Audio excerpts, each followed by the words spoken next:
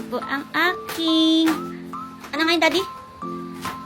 Upuan ko. Binili sa akin ng Daddy. Na-unbox niya na. Kasi boboin niya. So, buksan niya. So, yan po. Rocking chair pala yan. Binili sa akin ni Daddy. Yan, para daw nakasandal ako pagka uupo, tas duyan-duyan at makaborlog din ng maayos. Yan, ina-unbox na namin. Tapos, ayan o. Ayan o. May maliit na naman ng gugulo o. Oh, ayan na. Boboin muna ni Daddy. Ayan siya. Ayan ang aking upuan. Tapos ito pa. Ayan. So, boboin muna ng Daddy. Then, babalikan ko kayo. Eksena na naman si Moon. Nakikusisa na naman po siya.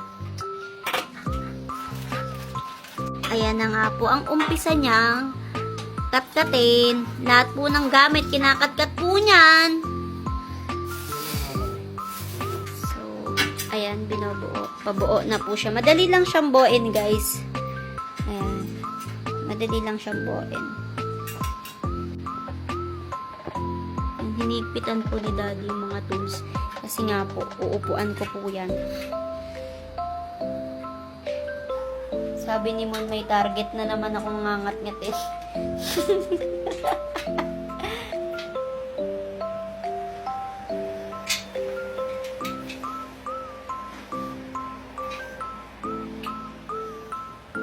Abangers! Abangers yan! Ha? May bago ka naman ngangat-ngatin? Sinira mo na ipuan ko? Diyan ka pa sa ilalim, ha? So guys, update, almost done na siya. Kakabit lang ni Daddy yung mga tornilyo.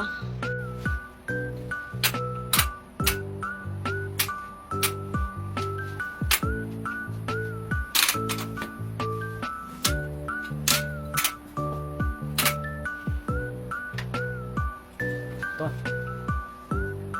Taman yun.